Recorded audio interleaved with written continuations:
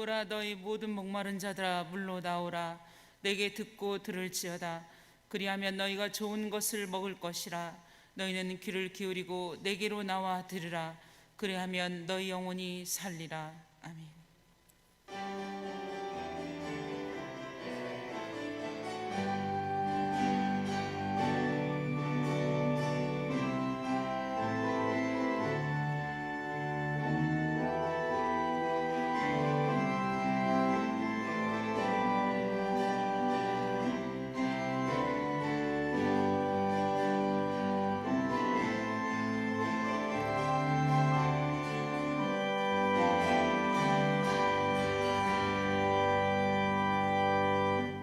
은혜가 풍성하신 하나님, 저희를 지난 한 주간 동안 보호해 주시고 오늘 거룩한 날 저희를 예배의 자리로 불러주셔서 감사합니다. 창조절 열째 주일로 드리는 우리의 예배를 흠양하여 주시고 한량없는 은혜를 채워 주시옵소서. 예수님의 이름으로 기원합니다. 아멘.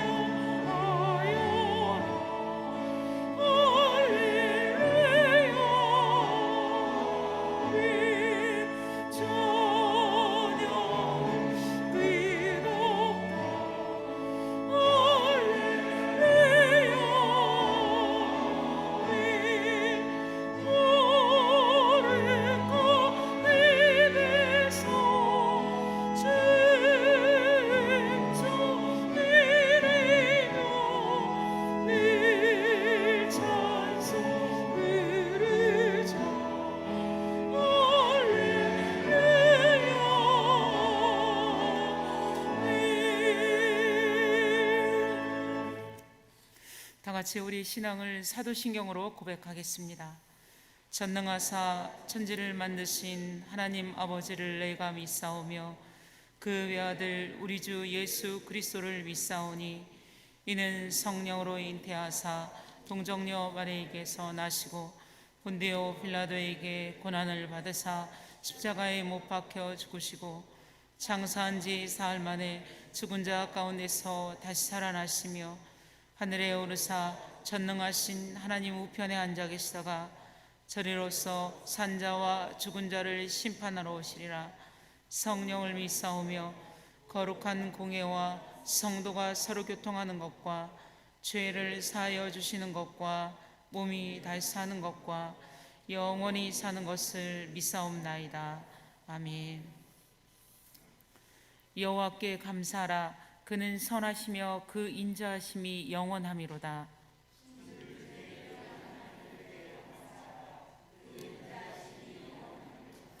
주들 중에 뛰어난 주께 감사하라. 그 인자하심이 영원함이로다.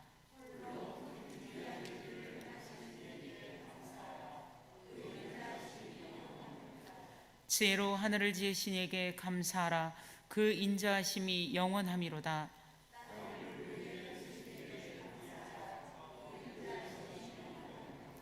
큰 빛들을 지으신 이에게 감사하라. 그 인자하심이 영원함이로다.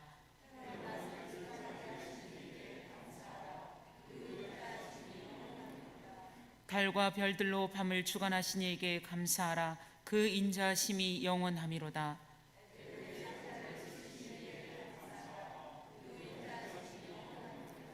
이스라엘을 그들 중에서 인도하여 내신 이에게 감사하라. 그 인자하심이 영원함이로다.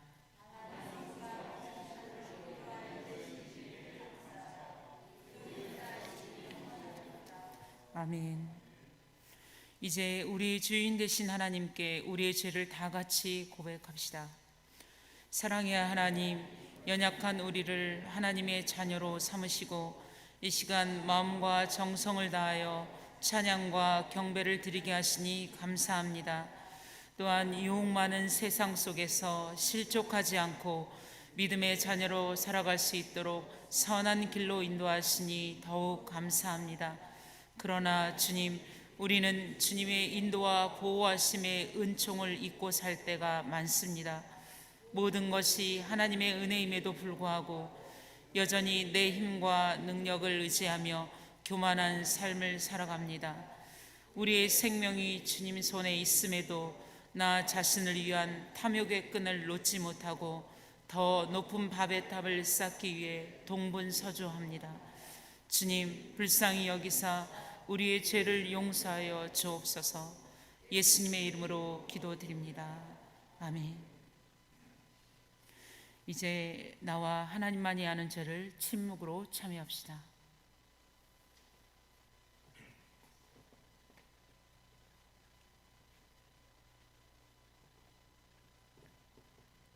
여기 참으로 기쁜 소식이 있습니다. 우리가 죄인이 되었을 때 주님께서 우리를 위해 죽으심으로 우리를 향한 주님의 사랑을 확증하셨습니다. 십자가에 달리심으로 그리스도가 되신 예수님의 이름으로 우리가 용서받았음을 확신하십시오. 주님의 사랑에 감사와 찬양을 드립니다.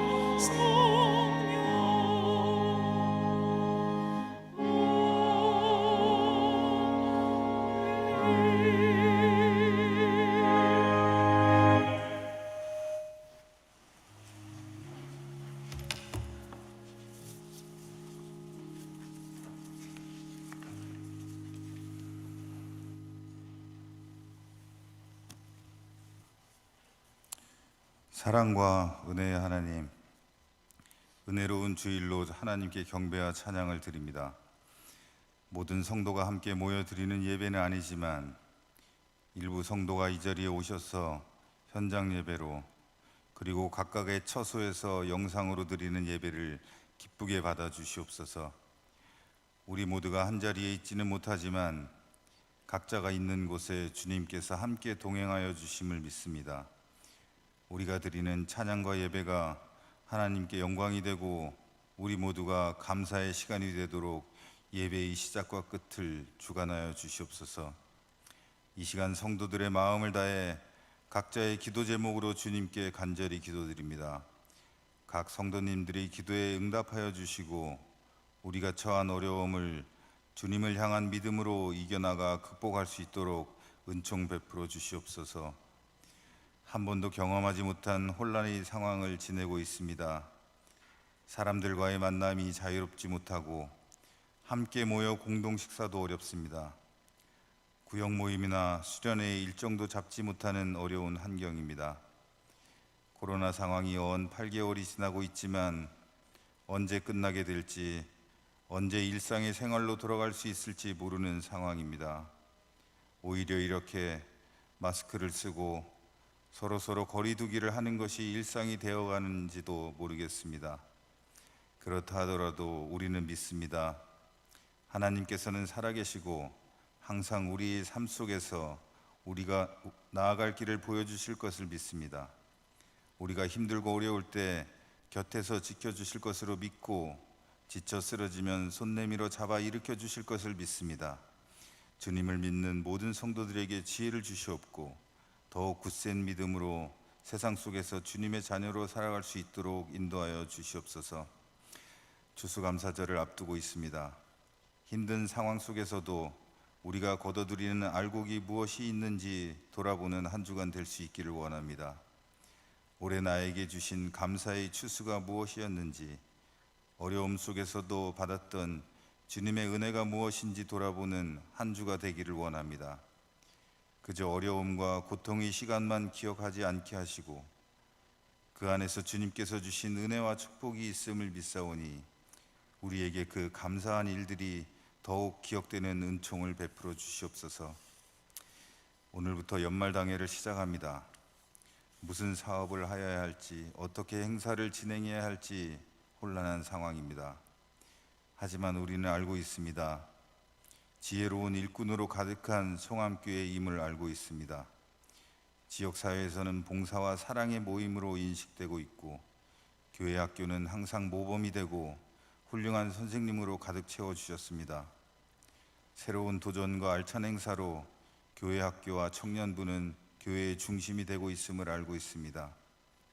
여신도회와 남신도회는 든든한 교회의 기둥으로 활동하고 있습니다. 우리에게 이러한 전통과 능력을 주실 것을 믿습니다. 어려운 상황 속에서도 다시 새로운 도전과 시도로 송암교회의 부흥이 될 수 있도록 인도하여 주시옵소서. 목회를 이끌어 가시는 담임 목사님께 더욱 큰 지혜와 리더십을 주시옵소서. 변화된 환경에서 송암교회가 해야 할 일과 방향을 세울 수 있는 능력을 내려 주시옵소서. 목사님의 이끄심을 따라 모든 성도들이 함께 한 마음이 되어 송암재단이 더욱 활기차고 더욱 기쁨이 넘치는 공동체로 성장할 수 있도록 은혜 내려 주시옵소서. 차가워지는 날씨에 모든 성도들 건강을 지켜 주시옵소서. 병환 중에 있는 환우들을 위로하여 주시고 힘들고 지칠 때 주님의 손길로 잡아 주시옵소서. 특별히 원서나 사모님의 건강이 회복될 수 있도록 은혜 내려 주시옵소서. 주님이 지켜주실 줄 믿습니다. 하루속히 회복되어서 더욱 주님의 사명을 다할 수 있도록 은총 베풀어 주시옵소서. 오늘 목사님께서 전하시는 주님의 말씀이 은혜가 충만하게 하시어 한 주간 살아갈 때 우리의 강한 믿음의 양식으로 받을 수 있는 귀한 시간이 되게 하옵소서. 정성껏 준비한 호산나의 성가대의 찬양을 기쁘게 받아 주시옵소서. 어려움 속에서도 감사한 마음으로 찬양을 준비하는 지휘자와 반주자, 그리고 대원들의 찬양이 천사들의 소리가 되어 듣는 모든 성도들에게 기쁨이 되게 되고 하나님께 영광 돌리는 귀한 찬양이 되게 하옵소서. 이 시간 드리는 우리들의 간절한 기도를 주님께서 들으시고 우리들의 나아갈 길을 알려주실 것을 믿으며 이 모든 말씀 우리의 삶에 항상 동행하시고 힘주시는 예수 그리스도 이름으로 간절히 기도드립니다. 아멘.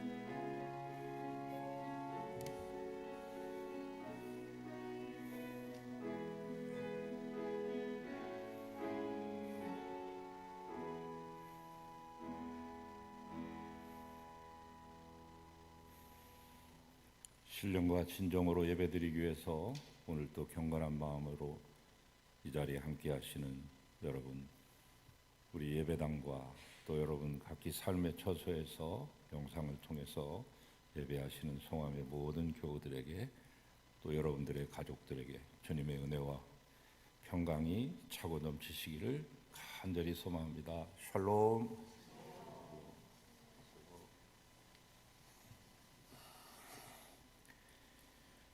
여러분 기도해 주셔서 기도원에 잘 다녀왔습니다. 뭘 해야 될지 막막한 상황이지만 하나님께 기도하고 뜻을 여쭙고 돌아왔습니다. 이제 오늘부터 우리 장로님들하고 연말 당회를 통해서 정책이나 재정이나 또 인사나 이런 문제들을 말씀을 나누게 될 텐데 특별히 우리 당회원들에게 크신 하나님의 지혜를 주시라고 기도해 주시기를 부탁을 드립니다. 아직 완전히 다 코로나가 풀린 것이 아니기 때문에 방심하지 마시고 늘 개인 방역에도 늘 힘써 주시고 교회 오실 때도 그 점에 유념해서 서로 조심하는 가운데 속히 코로나가 종료되기를 간절히 소망합니다.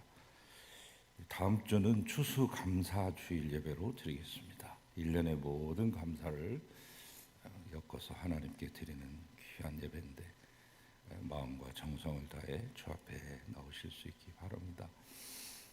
전교인 성경 통도 이어가고 있는데 사도행전 22장까지 꼭 읽어보시기를 바랍니다. 특별히 사도행전에서 주시는 성령 행전이라고도 불리우는 이 말씀 속에서 우리에게 오늘날 말씀하시는 음성을 들으시기 바랍니다. 수능과 취업을 앞둔 고3 수험생들을 위해 꼭 기도해 주시기를 부탁을 드립니다. 또 임용시험이랄지 다른 취직을 앞두고 있는 우리 청년들도 이맘때면 힘들어질 때인데 그들을 위해서도 기도해 주시면 고맙겠습니다. 성탄주일에 세례, 유아, 성인 견신례를 받고자 하시는 분들은 21일까지 신청하셔서 22일부터 4주 동안 교육 받으시고 성탄절에 꼭 세례를 받으실 수 있기 바랍니다. 강단의 꽃꽂이도 신청해 주시기 바라고요. 난치병 어린이 돕기 수혜자를 모집하는데 한 분은 신청이 들어왔는데 아직 2분 여유가 있습니다.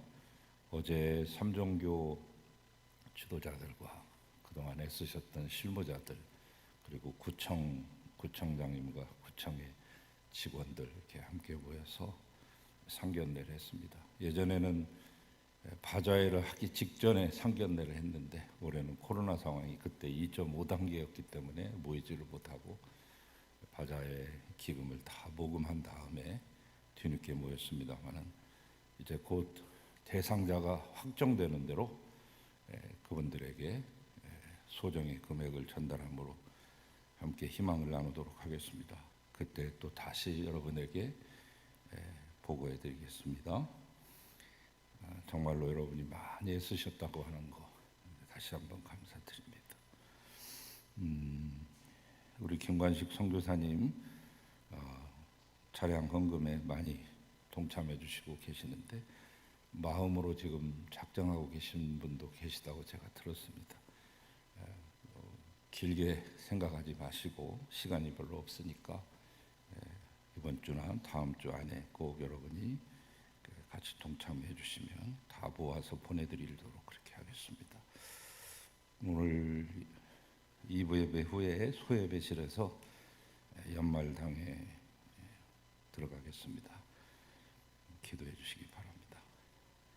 우리 박종기 권사님의 빙부 되시고 이은미 권사님의 부친 되시는 이의경님 하나님의 부르심을 받아서 주의 품에 안기셨습니다. 유족들의 요청에 의해서 조문이나 또 화환이나 이런 것들을 받지 않는다고 말씀하셨습니다만 어저께 마치고 오셨을 텐데 만나시거든 꼭 위로해 주시기를 부탁드립니다. 허영숙 집사님 허리를 좀 다치셔서 현대병원에 입원해 계시고 또 검진 받고 치료 중에 계십니다. 빨리 나을 수 있도록 기도해 주시기 바랍니다. 박선욱 교우님 힘찬병원에서 시술을 받으시고 회복 중에 있습니다. 연세가 높으시기 때문에 기력이 많이 쇠하셨는데 기도해 주시면 고맙겠습니다. 감사한 것은 우리 양교훈 권사님께서 교회 현판을 기증해 주셨습니다. 여러분 들어오시다 보면 건물 외벽에 제일 먼저 만나게 되는 글씨가 있죠. 한국 기독교 장로회 송암교회. 그 현판이 15년 전에 우리 양 권사님이 직접 하셨던 건데 이제 본인의 이제 교회에 드리는 마지막 또 헌물이 될지도 모른다고 하는 그런 각오를 가지시고 엊그제 새롭게 새로운 것으로 교체했습니다. 전에는 이제 기술이 발달을 못해서 도금을 한 거였습니다만 이번에는 스테인레스의 티타늄 합금으로 해가지고 반영구적으로 지속될 수 있도록 글씨 크기도 조금 글자 크기를 늘렸습니다. 그래서 멀리서도 이렇게 볼 수 있도록 아주 번듯하게 했습니다. 교회 건물이 달라지고 인물이 살아났습니다. 우리 권사님께 감사를 드리고 여러분도 만나시거든 감사하다고 꼭 인사해 주시면 고맙겠습니다. 내일 우리 한국기독교장로회 제105회 총회 속회로 마지막 총회가 되겠습니다. 3번 모였는데요. 속회로 모이는데 청주 올림픽 기념 국민생활관입니다. 그냥 썰렁한 체육관인데 많이 추울 것 같아요. 우리 장로님, 목사님들 감기 걸리지 않고 무사하게 잘 돌아올 수 있도록 또 기도해 주시면 감사하겠습니다. 이상입니다.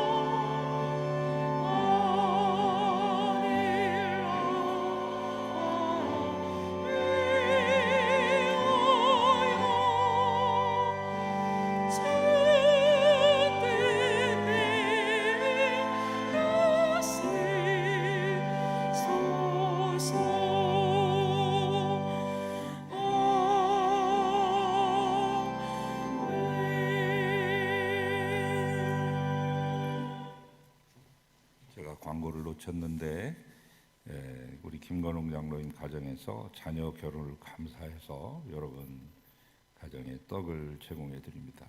일단 나가시면서 하나씩 받아가시길 바라고 이 새롭게 출발한 가정 어제 다시 미국으로 돌아갔는데 행복한 가정 될 수 있도록 잡수시면서 축복하시면 고맙겠습니다. 기도하겠습니다.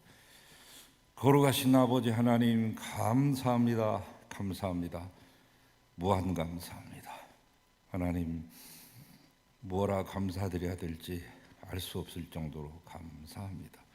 이 시간 귀한 예물을 주 앞에 드리오니 받아주시옵소서. 모친을 주도하는 두 가정을 위로하여 주시고 성도들에게 떡을 제공하는 귀한 가정과 새롭게 출발한 새 가정을 축복하시며 이 11조 예물과 모든 예물들을 하나님 마음과 정성을 다해 바치는 귀한 손길들을 위해 은혜를 주시고 그들의 걸음걸음마다 복의 걸음이 될 수 있도록 인도하시며 근심을 겸하지 않는 부를 소유하게 하시고 하나님 만남의 복이 있도록 도와주시며 하나님 늘 건강하게 하시옵소서. 무엇보다도 하늘의 신령한 복을 잃지 않는 귀한 천국 시민으로서의 삶을 누리게 하시고 이 땅에서도 하나님이 주신 누리라고 주신 분복을 마음껏 받아 누리는 행복자들이 되게 하소서. 예물이 쓰여지는 곳곳마다 하나님의 놀라운 영광과 은총이 드러나게 하시고 주의 나라가 하나님 온 땅에 세워지게 하소서. 축복할 때 예수님 이름으로 기도하옵나이다. 아멘.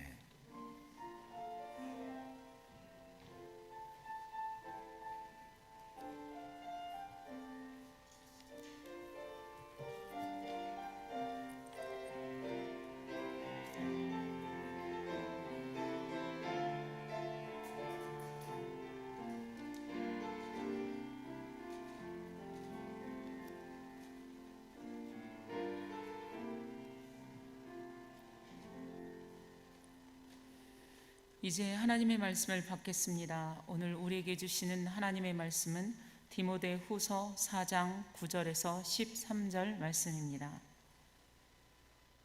봉독하겠습니다. 너는 어서 속히 내게로 오라. 데마는 이 세상을 사랑하여 나를 버리고 데살로니가로 갔고, 그레스게는 갈라디아로, 디도는 달마디아로 갔고, 누가만 나와 함께 있느니라.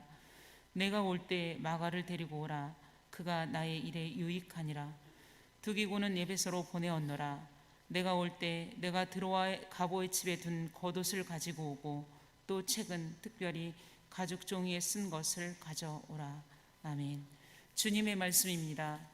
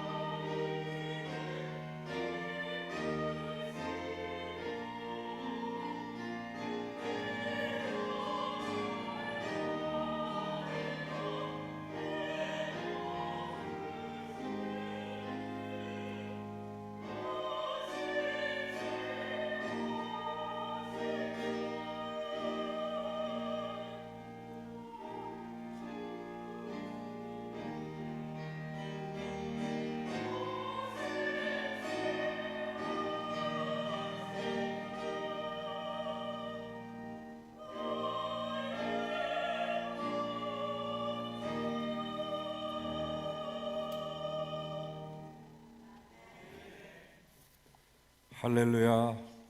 신실하신 또한 영원하신 주님의 귀한 은혜를 찬양하고 영광 돌렸습니다.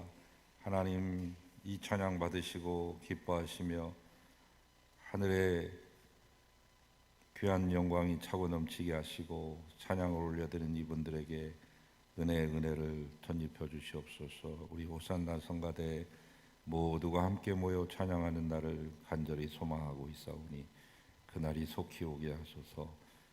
부족한 종은 주의 말씀을 감히 운반하오니 함께 하시고 말씀을 이 자리와 가정에서 또한 병상에서 듣고 계신 모든 성도들에게 들을 귀를 허락하시며 그들의 귀가 학자의 귀가 되게 하시고 부족한 종은 학자의 혀를 소유케 하소서.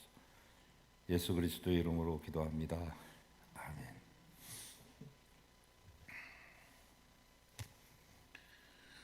(76년) 전 미국 피츠버그 제1장로교회 맥카트니 목사님께서 오늘의 이 본문을 가지고 설교를 하셨습니다. 감동을 받았던 교인들이 매해 이 똑같은 설교를 반복해달라고 요청을 했고 당회에서는 이를 아예 결의를 했답니다.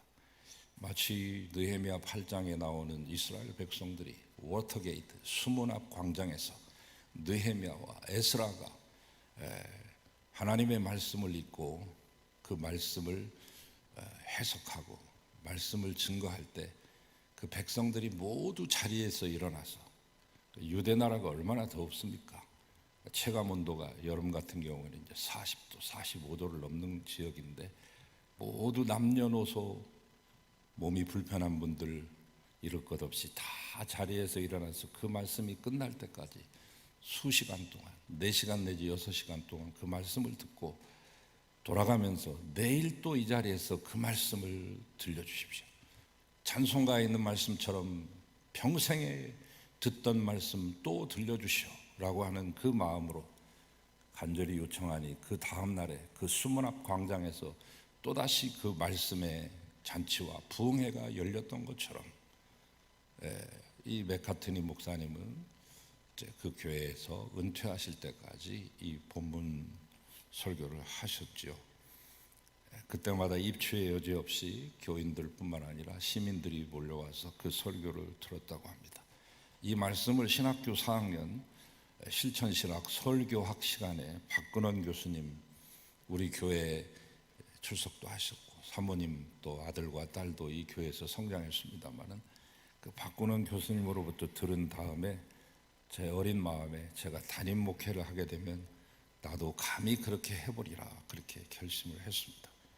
물론 제 설교를 들으려고 입추의 여지 없이 몰려오진 않지만 제 담임 목회가 시작된 이후로 지금까지 매년 10월 말이나 11월 초 적당한 시간을 잡아서 겨울 전에 어서 오라고 하는 제목으로 설교했습니다. 어제가 입동이기 때문에 더 이상 늦출 수 없다 생각을 해서 원래는 이 설교를 11월 넷째 주에 하려고 했습니다마는 2주 앞당겨서 오늘 말씀드립니다. 바울 사도는 그의 선교 말기에 로마에서 2차례 투옥됩니다. 첫째는 AD 62년에서 63년 이후 두 번째 2차 투옥은 66년에서 67년이 됩니다. 오늘의 본문 디모데후서를 쓰는 이 당시는 2차 투옥 당시가 되겠습니다. 1차 투옥과 2차 투옥의 그 분위기는 사뭇 다릅니다. 이 편지가 마지막 편지가 될 수도 있기 때문이었습니다. 상황이 그만큼 어려워졌습니다. 네로 황제는 미치광이가 되어서 날뛰기 시작했고 바울은 자기의 죽음을 점점 직감하기 시작했던 때죠. 이 마지막 순간에도 바울이 잊을 수 없는 친구 3사람이 있었으니 그 첫 번째 친구는 다메섹 도상에서 자기를 친히 만나주신 예수 그리스도요. 두 번째 친구는 바울의 주치의로서 전도 여행에 늘 그림자처럼 밀착하면서 따라다니면서 바울의 그 약한 건강을 돌봐주며 눈이 쇠약해진 자기 자신을 대신해서 자신의 편지를 대필해 준 사람 누가라고 하는 의사가 있었습니다. 또한 바울이 손꼽는 세 번째 친구는 디모데였습니다. 바울이 소아시아 지역, 지금의 터키 지역인 루스드라에서 복음을 전하다가 몰매를 맞고 시궁창에 버림받았을 때 그를 구출해 준 사람, 피투성이 상처를 싸매주고 먹을 것을 건네주며 집에 보셔서 건강이 회복될 때까지 돌봐준 이가 바로 청년 디모데였습니다. 그러나 수말리 타양 로마의 감옥에서 처형을 기다리는 이 순간 예수 그리스도와 누가는 자기 곁에 있었지만 유독 디모데만이 곁에 없었습니다. 이러한 입장에 있는 바울이었기에 사람이 더욱더 그리웠고 그 중에서도 믿음의 아들이며 후계자격인 디모데가 옆에 필요했을 것입니다. 그래서 속히 오라고 했고 그것도 시한을 정해서 겨울 전에 속히 오라고 재촉했습니다. 디모데야, 로마로 속히 건너오너라. 겨울 전에 말이다. 자기의 죽음을 직감하고 있음을 6절을 통해서 알 수 있는데 관제와 같이 부음이 되었다. 새로운 번역, 여러분이 가지고 계신 번역에는 전제와 같이 부음이 되었다. 제물 위에다가 술을 부어놓고 제사를 드릴 만반의 준비를 끝냈다는 이야기인데 이미 순교를 각오했다는 말씀이죠.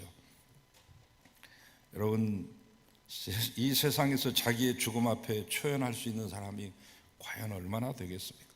저는 가끔 그 생각을 해봅니다. 죽음이 내 앞에 왔을 때 다른 사람들이 그것이 자연적인 죽음이 됐던 다른 사람의 강압에 의한 내 목숨을 위협하는 순간이 되었건 나는 어떤 자세로 서 있을 건가 하는 생각을 늘 해봅니다. 바울은 자기의 죽음을 담담하고 초연하게 대하고 있습니다. 영적인 거장다운 면모를, 거인다운 면모를 우리 후배들에게 유감없이 보여주고 있는 장이 바로 디모데후서 4장이죠. 그는 디모데에게 말합니다. 너 올 때 드로아에 들려서 가보라고 하는 사람의 집에 가가지고 외투를 가져오너라. 아마 요즘의 날씨처럼 감방에 아침 저녁으로 찬바람이 불어대기 시작했던 모양입니다. 그런데 여러분, 마음이 외로우면 추위를 더 타게 되죠. 어두컴컴하고 습기 찬 로마의 감옥에서 추운 겨울을 나기 위해 바울은 외투가 필요했습니다. 물론 그 로마에 있는 교인들에게 부탁을 하면 얼른 구해다 줬을 거예요. 기꺼이 다른 외투를 가져다 줬을 겁니다. 그러나 그는 디모데에게 굳이 드로아의 갑오집에 두고 온 외투를 가져오라, 그 외투를 가져오라 이렇게 부탁하고 있는 것을 보면 거기에는 아마 필시 사연이 숨겨져 있었을 것입니다. 드로아라고 하는 것은 특별히 바울이 자기의 선교 일행, 이 선교 일행을 멤버들을 데려가지 않고 자기 혼자서 걸었던 도시입니다. 드로아까지 가는 그 길은 바울 혼자서 외롭게 묵상하면서 기도하면서 갔던 유일한 도시가 드로아입니다. 혼자 들어갔던 도시거든요. 그곳에 아마 무슨 사연이 있었던 것 같습니다.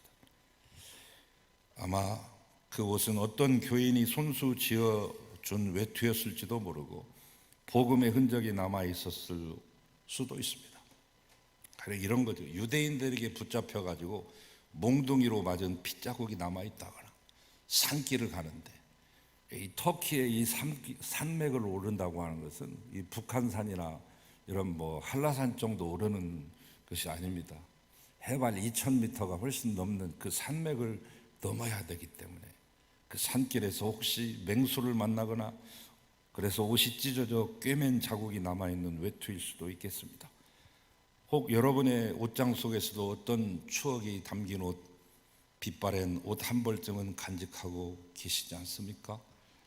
저는 26년 전 제가 담임 목회 시에 부흥회를 했는데 그 부흥 강사께서 이야기하기를 강사인 자신에게도 옷 한 벌, 담임 목사에게도 옷 한 벌을 해줘라 이렇게 그때 장로님이 한 분 계셨는데 그분에게 말하니까 이 장로님이 기꺼이 저를 저 소공동에 데리고 가셔서 옷을 맞춰줬던 그 옷이 있습니다. 거기에 이름까지 새겼습니다. 요즘은 이름 새기는 양복이 별로 없는데 그 옷을 이제는 이제 몸이 불어나서 그 옷이 들어가지도 않습니다만 그러나 버리지 않고 지금껏 보관해 옵니다. 그 후로 교인들이 해주신 옷은 모두 버리지 않고 제가 간직하고 있습니다. 공간을 많이 차지할지라도. 우리나라 장례 예법은 그 시신의 배옷을 입힙니다. 요새는 뭐 안동 배옷 해가지고 금을 거기다가 칠해서 금박 배옷도 입혀드립니다만은 전통이 중요하긴 하지만 꼭 그래야 될 이유는 없다고 봅니다. 서양에서는 입고 싶은 옷 입힙니다. 입던 옷 입힙니다. 좋아하던 옷 입혀드립니다. 아마 외투를 갖다 달라고 하는 부탁은 바울 또한 자기의 죽음을 준비한 것은 아닐까요? 추운 겨울을 외투에 담긴 교우들의 사랑을 기억하고 거기에 있는 핏자국을 보며 거기에 있는 꿰맨 실자국을 바라보면서 주님 앞에 나아가려고 하는 마음은 아니었을까요? 그리고 바울은 이 외투와 함께 양피지로 만든 책을 갖다 달라고 합니다. 적지 않은 부피였을 겁니다. 무게도 상당히 나갔을 것입니다. 아마 구약 성경 전체일 수도 있고 혹은 복음서의 일부일 수도 있습니다. 우리가 흔히 말하는 원 마가복음이라 할지 쿠벨레 큐 복음일 수도 있겠습니다. 여러분, 이것을 쓸 때 이미 복음서가 나왔거든요. 제일 먼저 복음서 중에 마가복음이 먼저 쓰여져 있었기 때문에 그 마가복음이었을 수도 있습니다. 물론 읽으려고 하는 것이 가장 큰 주 목적이었겠지만 죽음을 준비하는 일로도 해석해 볼 수 있습니다. 자신의 애용하는 책을 관에 넣는 일은 당시의 관습이기도 했으니까요. 지금도 서양에서는 마지막 장례식을 일컬어서 뷰잉 서비스라고 말합니다. 뷰잉 서비스. 관의 뚜껑을 열어서 마지막 모습을 보는 것이 이 기독교식이라고 굳이 말할 수는 없지만 곱게 옷을 차려입고 성경을 품에 안고 있는 그 마지막 모습은 떠나보내는 가족들에게나 조객들에게 적지 않은 위로가 되기도 합니다. 그러나 무엇보다도 바울이 원했던 것은 옷이나 그 책보다 그 옷이나 책을 가져오는 디모데를 원했던 것이죠. 겨울이 되면 지중해 항해 사정이 어려워지기 때문입니다. 지중해 연안은 겨울이 되면 얼게 됩니다. 추울 때 얼어버려서 그 당시 2000년 전에는 별로 저반 시설도 좋지 않았잖아요. 그랬다고 해서 이 얼음을 깨는 쇠빙선도 없었고요. 철선이 아닌 모두 목선인데, 그러므로 겨울 내에는 배가 운행하지 못합니다. 지금 오지 않으면 살아서는 다시 보지 못하리라고 하는 그 생각이 들었기 때문입니다. 그런데 오늘 본문에서 이 겨울 전에 어서 오라고 하는 말은 오늘을 사는 우리들에게 뭔가를 많이 생각하게 하고 어떤 촉박함 같은 것을 느끼게 하죠. 겨울 전이라고 하는 이 바울의 말에서 비단 계절적인 겨울뿐만 아니라 인생의 다른 여러 측면의 겨울들을 연상케 합니다. 그래서 계절의 겨울과 함께 우리네 삶의 겨울, 영적인 겨울도 이 시간 아울러 생각해 보겠습니다. 먼저 계절의 겨울. 봄이 지나면 여름, 여름 지나면 가을, 가을 지나면 겨울, 겨울 지나면 또 봄. 이것은 자연이 갈라놓을 수 없는 계절의 법칙이죠. 봄은 나뭇잎이 싹트고 얼음이 녹아내리며 아지랑이가 피어오르는 산에 흐드러지게 핀 진달래가 붉게 물든 전군가도 백리길에 벚꽃이 만발한 화창하고 좋은 계절. 여름은 여름대로 잊을 수 없는 계절이죠. 강과 바다가 있으며 실록이 우거지고 낭만이 숨쉬고 젊음이 약동하는 계절. 가을은 황금 단풍을 이룬 들판과 타는 듯한 아름다운 산들, 설악, 내장, 덕유, 대둔, 적상에 단풍이 있습니다. 너무나도 좋습니다. 굳이 거기까지 갈 거 없습니다. 북한산도 참 좋습니다. 마포의 이 경의선 숲길 연남동까지, 홍대에서 연남동까지 이어지는 이언트럴 파크도 좋겠습니다. 송파의 위례성길, 은행나무만 1300그루가 쭉 심어져 있는 송파의 위례성길을 걸으셔도 그것을 만끽하실 수 있습니다. 그러나 아쉬운 것은 이처럼 아름다운 가을이 너무나도 짧게 끝나버린다는 것이죠. 그렇게 곱디곱던 홍엽단풍도 2주일을 채 넘기지 못하고 사라져버리는 아쉬움이 있습니다. 그것 때문에 우리는 이 가을을 더 애타게 기다리며 사랑하는지도 모르겠습니다. 겨울은 겨울 나름대로의 정경이 있죠. 화토불에 둘러 앉아가지고 고구마를 구워 먹던 추억, 그 아름다운 설경, 저막 끝에 고드름을 따서 칼싸움을 벌이던 일, 크리스마스의 새벽송 등. 하지만 겨울은 모든 성장이 정지된 잠든 계절인 것입니다. 어떤 시인이 겨울밤을 묘사하기를 이렇게 묘사했습니다. 전능이 떤다. 밤바람이 물결처럼 설레고 회색 하늘이 호흡 없는 침묵을 잠긴다. 밤에도 겨울밤은 더구나 쓸쓸하구나. 겨울은 매섭게 추울 뿐만 아니라 침묵에 잠긴 고독의 계절이며 쓸쓸한 죽음과 같은 계절이라는 표현이죠. 그렇기 때문에 우리는 이 겨울이 오기 전에 이 추위를 견딜 만한 만반한 준비를 갖춰야 됩니다. 대비책 없이 살과 같이 빠른 세월 속에서 벼랑간 추운 날씨를 만나게 되면 그것만큼 당혹스럽고 고생스러운 것은 없을 것이기 때문이죠. 다음으로 우리의 삶의 겨울도 있습니다. 우리의 인생에도 겨울이 옵니다. 환경의 겨울. 하는 일이 얼어붙어서 풀리질 않습니다. 몸부림쳐봐도 방법이 없습니다. 참 힘든 계절. 코로나도 그 중에 하나입니다. 우리가 어떻게 해볼 수가 없습니다. 어떻게 될런지 예상 예측 가능하지 않습니다. 바울은 지금 감옥에 있습니다. 깊은 환경적인 겨울이 그를 힘들게 합니다. 건강의 겨울도 있습니다. 갑자기 몸에 병이 생겨서 병원에 입원했을 때 또는 수술을 할 경우 힘듭니다. 육체적으로, 정신적으로, 물질적으로 힘들게 되어 있습니다. 한 사람이 아프면 그 가족 모두가 아프고 공동체 모두가 아픕니다. 저희 어머님이 어제 입원하셨는데 가족들 모두가 다 총동원돼서 아들, 딸들이 다 내려갔습니다. 저만 지금 못 내려가고 있습니다. 인생의 겨울. 바울은 감옥에서 몸이 쇠약했습니다. 나이도 겨울이 있습니다. 60이 청춘이라고 하지만 솔직히 까놓고 말하면 50대 다르고 60대 다릅니다. 뭐 좀 늙어가는 것은 그렇다 할지라도 아무리 노사연이 뭐 늙어가는 것이 아니라 익어가는 것이라고 우리를 위로해줘도 늙어가는 것이죠. 내게서 떠나가는 것들이 있습니다. 건강 떠나가고, 돈 떠나가고, 친구 떠나가고, 일감 떠나가고, 사랑하는 사람 떠나가고, 꿈도 떠나가고, 힘도 떠나가죠. 관계의 겨울도 있습니다. 내가 힘 있고 돈 있고 능력 있을 때는 많은 사람들이 불나방 때처럼 몰려들었는데 병들고 늙으니까 하나둘씩 내 곁을 떠나갑니다. 정승집 개가 죽었을 때는 문전성시를 이루지만 정작 정승이 죽었을 때는 팔이 날리듯이 말이에요.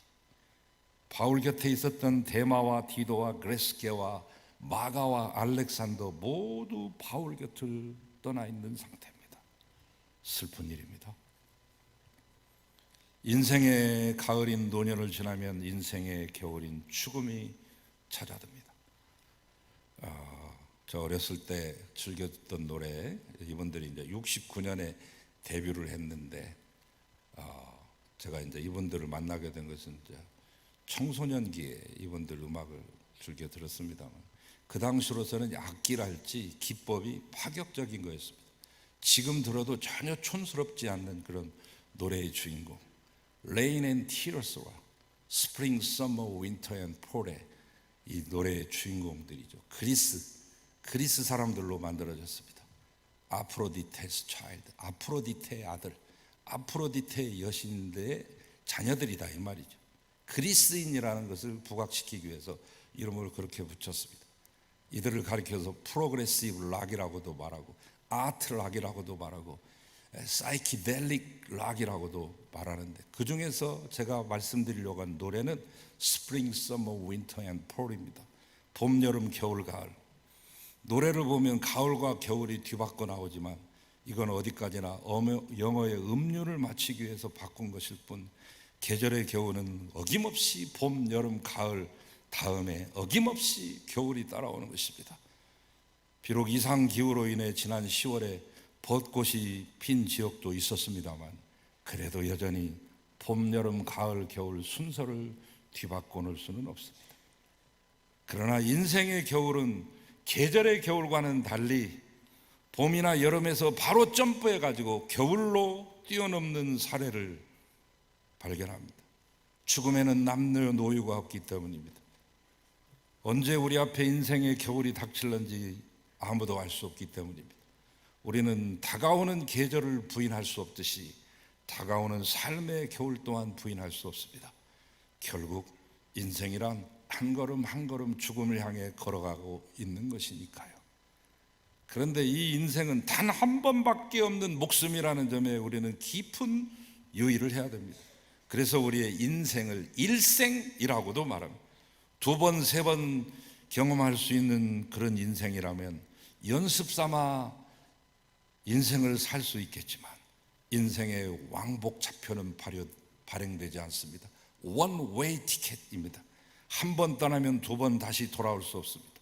러시아의 작가 세 자매 갈매기 벚꽃동산의 이 극작가이자 소설가인 안톤 체호프는 이런 말을 남깁니다. 이미 살아와 버린 하나의 인생은 초벌이고 다른 하나가 있다면 얼마나 좋을꼬. 노년의 그런 안타까움을 표시했었죠.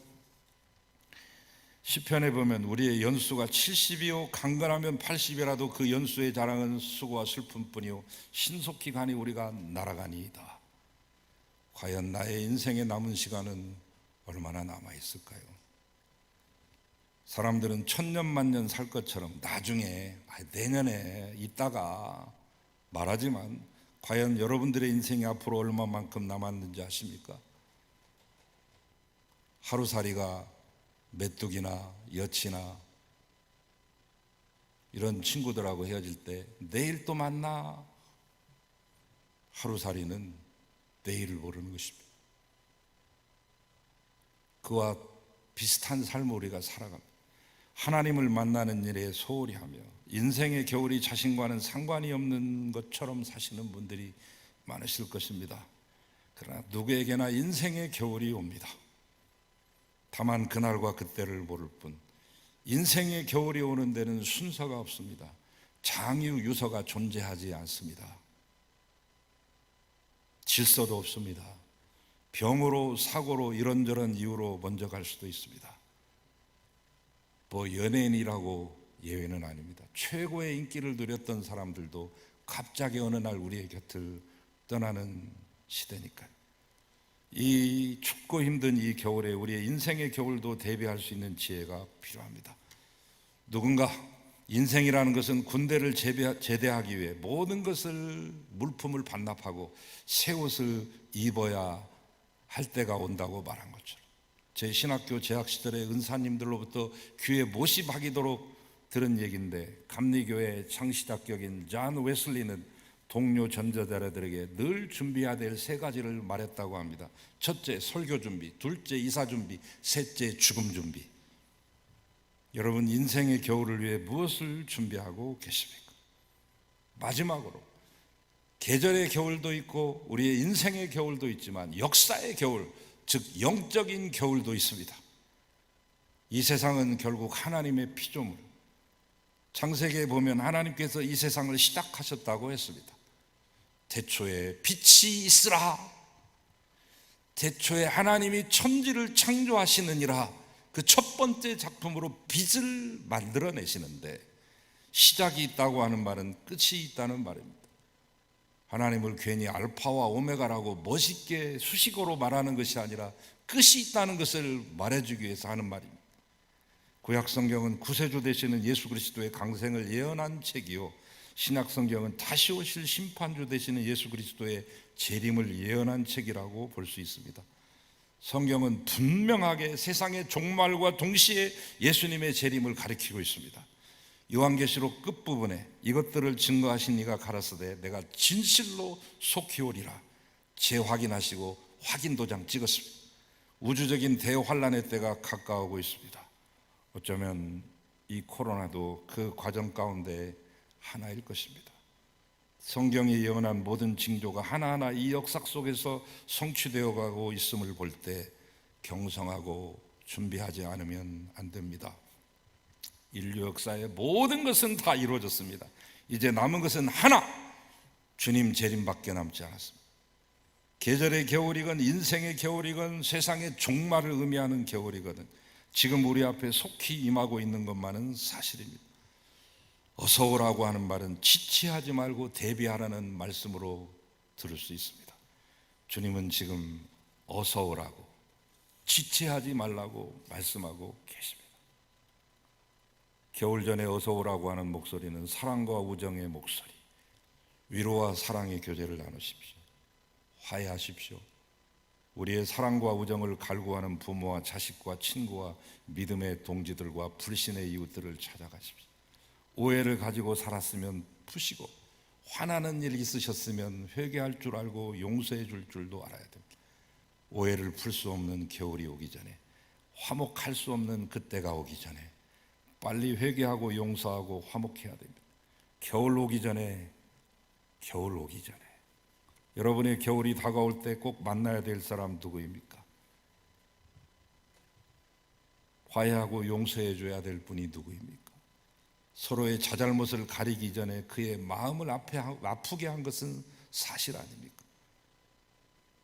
여러분에게 전도의 대상자가 있습니까? 올해가 넘어가기 전에 그들을 찾아가 주의 전으로 모시고 오십시오. 겨울이 오기 전에. 내일 그때는 늦습니다. 내일 그날은 날이 아닐 수도 있습니다. 언제나 기회는 순간이요 찰나입니다. 그래서 그리스 신화에 나오는 기회의 신은 앞머리는 풍성한데 뒷머리는 대머리로 묘사되어 있습니다. 내 앞에 있을 때 붙잡아야지 지나고 나면 붙잡을 수 없습니다. 사도 바울은 가정이 없었습니다. 그러나 믿음의 자녀들이 많았습니다.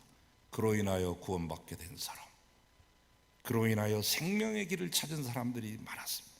그 중에서도 특별히 죽음의 이 순간에 믿음의 아들 디모데가 떠오릅니다. 오늘이 바로 여러분의 인생의 겨울이라고 한다면 내가 생각해낼 수 있는 믿음의 아들과 믿음의 딸이 몇이나 있습니까? 여러분으로 인해 구원받은 사람, 여러분으로 인해 새 사람 된 사람, 여러분을 믿음의 아버지요 어머니라고 부르는 바로 그 사람, 그 믿음의 아들, 그 믿음의 딸이 있습니까? 겨울이 되면 우리도 바울과 같이 바로 그 사람이 기억날 것입니다. 이제 감옥에 홀로 있는 사도 바울은 외로웠습니다. 그러나 지금 비록 자기 곁에는 없지만 믿음의 아들이 있어서 더 이상 외롭지 않습니다. 그는 이제 최종 결승점에 서 있습니다. 앞에 있는 상급을 바라보며 행복했습니다. 그는 이미 용서와 화목을 다 했습니다. 마지막 걸려있던 응어리 마가와의 이 응어리도 다 풀어냈습니다. 화평을 이룸으로써 그 영혼이 자유합니다. 오직 하나님 말씀만을 읽으며 이제 소망의 세계를 환하게 바라보게 되었습니다.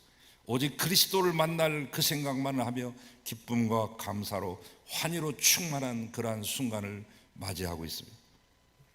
여러분, 우리들도 바울이 맞이했던, 아니 우리의 모든 열조들이 맞이했던 겨울을 어김없이 맞이할 터인데, 그렇다면 우리가 맞게 될 이 겨울 전에 나는 지금 무엇을 하고 있습니까? 지금 하지 않으면 영영 할 수 없는 것들이 우리에게 있습니다. 겨울이 오기 전에 준비합시다. 체코슬로바키아 격언에 이런 말이 있습니다. 겨울이 우리에게 묻는 날이 있으리라. 여름엔 무엇을 했느냐고. 기도하겠습니다. 주님, 겨울 전에 어서속히 주의 일 하게 하시고 화해하게 하시고 용서하게 하소서. 예수 그리스도의 이름으로 기도하나이다. 아멘.